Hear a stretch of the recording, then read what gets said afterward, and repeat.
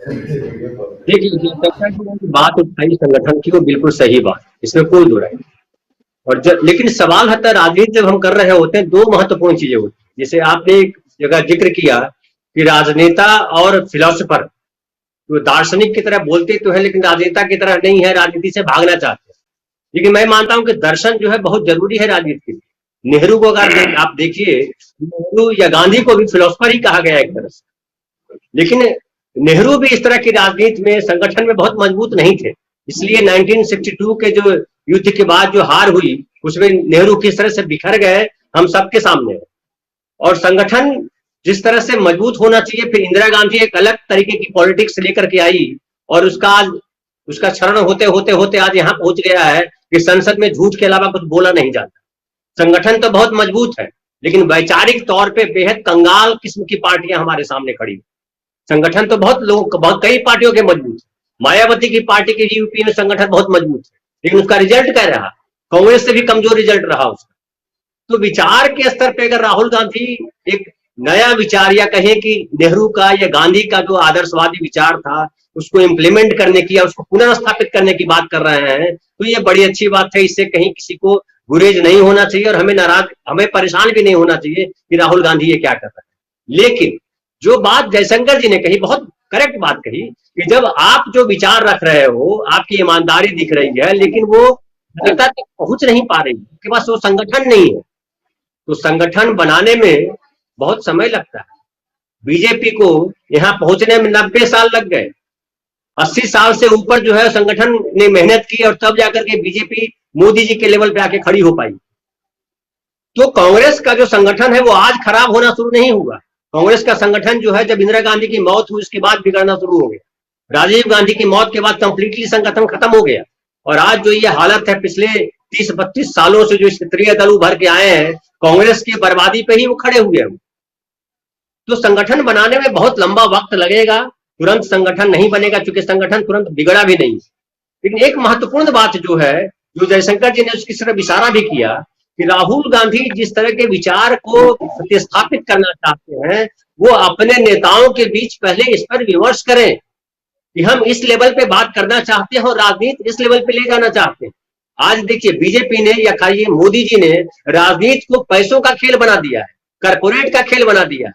वो कंप्लीटली जो है येन केन प्रकार जितने धर्म हो सकते हैं सब कीजिए, मकसद हमारा जीतना होना चाहिए, मकसद हमारा सत्ता में आना होना चाहिए। इसलिए मोदी जी जब से प्रधानमंत्री बने हैं, वो चुनावी मूड में रहते हैं, कभी वो देश सेवा के मूड में नहीं रहते।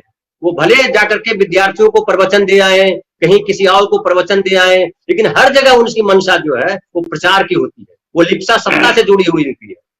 तो राहुल गांधी को अपने विचार को जो वो लाना चाहते हैं, जिस तरह की राजनीति करना चाहते हैं, उस तरह के राजनीति के विचार जो है अपने पार्टी के लोगों के बीच स्थापित करना चाहिए। और जैसा जयशंकर जी ने बड़ी अच्छी एक और बात कही कि जिसको वो सूट नहीं करता वो जाए, उनके अगर सत्ता लोलुप उनकी पार्टी में लोग हैं तो उनको भगाए, वो क्यों उनको झेल रहे हैं, और एक नई तरीके की पार्टी, नई तरीके का संगठन खड़ा करें, जो समय लगे, लेकिन एक दिखे कि राहुल गांधी जो बोल रहे हैं उसको इंप्लीमेंट करने के लिए एक उसको चैनलाइज कर रहे हैं, उसको जनता तक पहुंचाने के लिए कड़ी बना रहे हैं, ब्रिज बना रहे हैं, और ब्रिज जो है वो संगठन है। तो विचार को कैसे इंप्लीमेंट करना है, संगठन जो है बेसिकली राजनीतिक तमाम तोड़ जोड़ संगठन का काम है, वो फिलोसफर का काम नहीं है।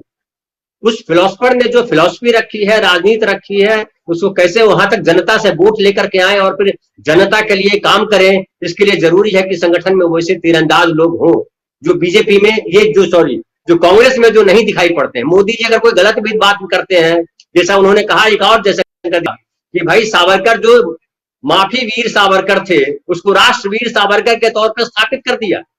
और खाली वही नहीं, ढेर सारे झूठ जो व्हाट्सएप यूनिवर्सिटी से लाए जाते हैं जनता के मोबाइल तक, गांव गांव में उसको स्थापित कर देते हैं वो, कि देश को कितना नुकसान पहुंचाया गांधी ने, देश को कितना नुकसान पहुंचाया है ये नेहरू ने, देश को कितना नुकसान पहुंचाया कांग्रेस ने। आप सब जानते हैं कि देश के बंटवारा के लिए गांधी को हर कोई दोषी मानता है, लेकिन ये हम सब बुद्धिजीवी जानते हैं, जो पढ़े लिखे हैं वो जानते हैं कि देश के बंटवारा में बहुत इंपॉर्टेंट रोल संघ ने निभाया, हिंदू महासभा ने निभाया, सावरकर ने निभाया, और जो द्विराष्ट्र का सिद्धांत जो है वो सावरकर ने दिया। और जयशंकर जी की बात से, इस बात से भी मैं सहमत हूं कि राहुल गांधी जो बोलते हैं वो टुकड़े में ना बोले, वो समग्रता में बोले। अगर सावरकर की बात कर रहे हैं तो सावरकर की उस बात को भी रखें कि उन्होंने ही मुस्लिमों को मारने के बाद जो उनको प्रसन्नता मिलती है, लेकिन फिर मुसलमानों के साथ जो है गठजोड़ कर लेते हैं और सत्ता में आके बैठ जाते हैं। तो ये किस तरह के विचार है या किस तरह की राजनीति है? ये न विचार है न राजनीति है, ये तो कंप्लीटली जो धोखेबाजी है, अवसरवादिता है। तो राजनीति में अवसरवादिता भी बहुत जरूरी पहलू है, लेकिन अवसरवादिता नीति न बन जाए, इसका ध्यान रखना पड़ता है। तो राहुल गांधी को एक समन्वय स्थापित करना चाहिए, पहले अपने नेताओं के साथ, फिर संगठन पे काम करना चाहिए। और मुझे लगता है इसमें सबसे पहले काम करना चाहिए कि अपने नेताओं को एड्रेस करें। समय खत्म हो रहा है, लेकिन आप लोगों से जल्दी जल्दी थोड़ा